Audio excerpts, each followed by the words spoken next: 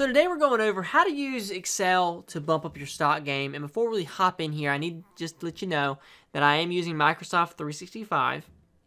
And if you just have a regular Excel, you probably won't be able to use all the features that I'm showing you. So just keep that in mind as we're going forward. But let's just hop right in here. So let's say we have some stock we're trying to look up, or that we have, let's say it is some Tesla stock. Let's say that, Tesla. Alright, so I'm going to click that. And sometimes I have to click out of it and go back into it. So here's Tesla stock. And I can click over here on our data tab, go over to data types, and hit stocks. And that's going to look that key phrase up. You can put the name of the company or the ticker symbol in there, and it'll look it up for us. And so it pulls it up here. And what we want is Tesla Inc. over here in the NASDAQ stock market. So we're going to select that. It's going to populate it for us. I'm just going to click right there so it widens it out. And that's the company we want, Tesla Inc. And that's the ticker symbol we want. So what we can use is there's this little box right here. I want you to click it. And it has all this information that Excel will look up for us and import for us. So let's say I want to know the 52-week high. Click that. It brings it right in there. Let's say I wanted to know what the open price was today. Brings that right in there. Let's say I want to know where the headquarters is located. I can go to headquarters, click that, and it populates the address for us. So again, just really handy, and it just brings up a ton of information on the stock we're looking at. And the way it works is it's going to populate the information on the next cell open to the right of where the stock is listed. So again, if we want to do the price, just open it up. Go to price, and there's the current price for the stock. This price is somewhat live. You can refresh it by going over here to the queries and connections section of the data tab. Hit refresh all connections. And as I'm doing this, it is after hours, so this price is probably not going to update for us. But if this was in the middle of the day, this would update for you. But anyway. Let's say I also have some Walmart stock, so I can look up Walmart here,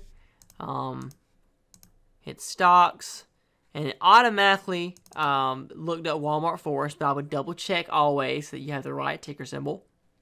Click the little box, and instead of clicking the box here and going through one by one like we just did, I can just drag down, and it'll automatically populate for us the information we need rather than having to go in there. I believe that was the high, and that was the open price. So this is Walmart's 52-week high, and this is the market price.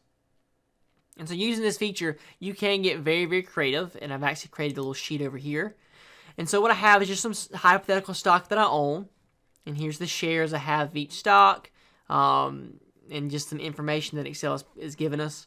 And what I did was I took the number of shares I had, and I times it by the hypothetical price that I bought them at, and subtracted the current price by this price to show whether or not I had a profit or I was in a loss for each stock. And with some conditional formatting, it highlighted red if I was losing money. So not doing too great, but not doing too bad either. I am above. I can hit equal sum here, and highlight these. And oh, I am above. Okay, so that's pretty good. I'm not too upset about that profit. But anyway, I did take this information, also put in a little graph for us. And here's the neat thing. Let's say I sold the Nike stock. I can go in here, and let's change that to Adidas. Sold my Nike for some Adidases, and hit enter, and it'll look that up for me and auto-populate it. And you see it already changed. Widen that out. If that ever happens right there, just widen your cell out, and it should. There you go. Those hashtags just meant there wasn't enough space to show the number, so I widened it out, and it shows you the number. But it automatically populated here in our graph for us, and on our chart. Now, of course, the number of shares I just left where it was, and the price bought I left it as it was, but it is the current price of the stock, so I would have to go in there and change that because that doesn't change. That is a concrete number. It's the price I just bought it as is the rest is fluctuating. And again, I can go over to data and refresh connections, and it will refresh all that for me. So you can get very creative with this and use it in all sorts of different ways. You can use it to Just keep track of the stock you have, or maybe look at some buying options. Compare one stock to another when you're trying to decide between the two. But this is everything for this video. Hey, comment down below some cool things you could use this feature with. Some things we didn't think about.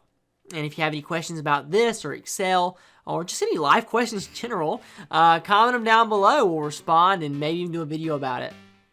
But as always, please like and subscribe. Thanks for watching, and we hope you have a great day. Hey, thanks so much for watching our video. Now before you go, how would you like to get free access to tons of Excel content that is designed to help make your life easier and your business better? Free Excel tutorials, Excel PDF guides, mini courses, and even a book I'm writing right now. Well, if you don't want to miss out on those opportunities, make sure you check out the description of this video. And if you enjoyed this video, don't forget to hit like, subscribe, and the notification icon so that you can stay up to date on all the stuff we're doing here on YouTube. Oh, and by the way, my name is Colton Coffin, and I am the founder and CEO here at Custom Excel Spreadsheets, where we help business owners and professionals get more done using tools that do exactly what they need. We help you get organized and automate tasks that save you time and money, and build collaborative tools that allow your team to perform and to engage at a higher level. And we also create some awesome visualizations that just bring your data to life and help it to tell a story that is meaningful and compelling. So I look forward to serving you with more content in the future, and I hope to see you again soon. Thanks.